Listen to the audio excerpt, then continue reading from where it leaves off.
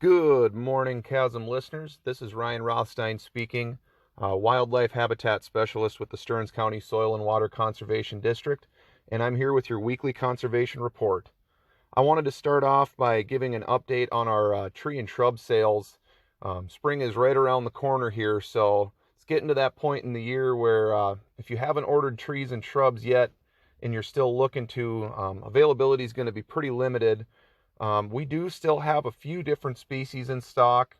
Currently, we still have lilacs, chokecherry, nannyberry, and white spruce left. So if you're still looking to maybe plant a windbreak or do some sort of a wildlife tree and shrub planting, we do still have a couple options for you, but I'd recommend not being too late to the game on this one and getting those orders in as soon as you can. You can order those online at our website. Just go up to the trees tab and you should be able to order directly online.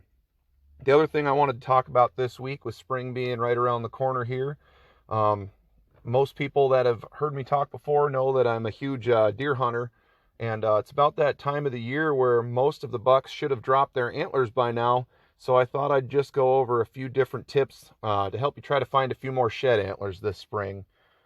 First and foremost, when I'm out shed hunting, I want to find the food that the deer were on. A lot of times if there's corn or soybean food plots, these'll be drawing deer all winter long. That's a good place to start looking for shed antlers.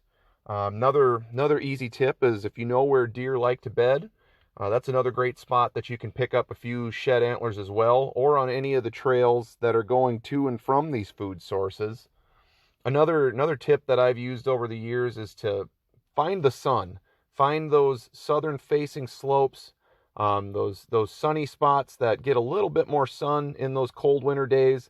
A lot of times deer will like to hang out on those in the winter time just to try to catch a little more sun, feel a little more warmth.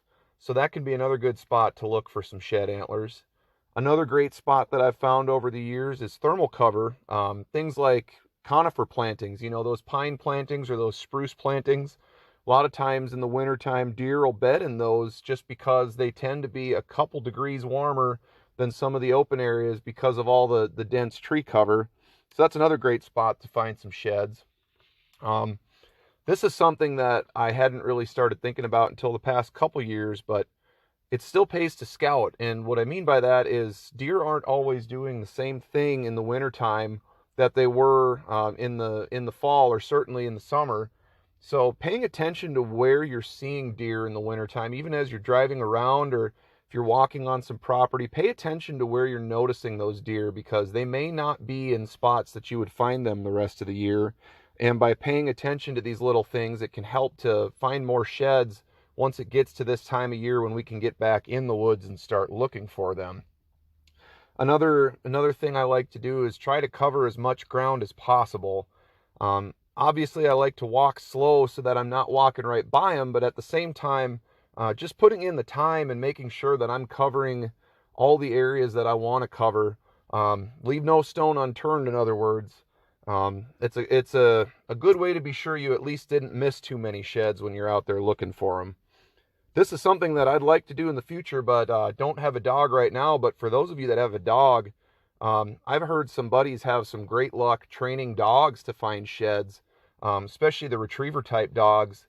And this can be a great way to pick up additional sheds that you may have never found otherwise, because dogs are able, it seems, to pretty easily sniff them out. And I've heard a lot of people have real good success with finding sheds by using their dog. And then finally, one of the things that I like to do as well is try to find those places that forces a buck to either jump or to duck or to maybe even step a little harder. I'm thinking things like fence lines.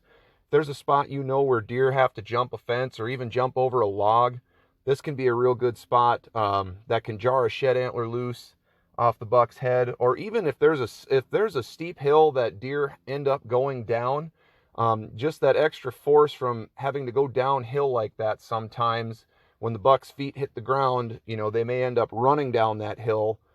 That can be another good spot to find some sheds.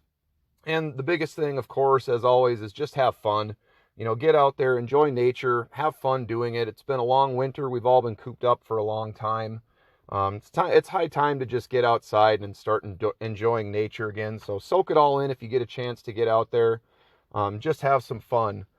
If you need to contact us about anything conservation related, you can always give us a phone call. Our number is 320-251-7800, extension 3, or we are located in the Marketplace Mall in St. Cloud right next to Pizza Ranch if you're looking for our office. And again, my name is Ryan Rothstein, and I'm a wildlife habitat specialist with the Stearns County Soil and Water Conservation District, and this has been your weekly conservation report.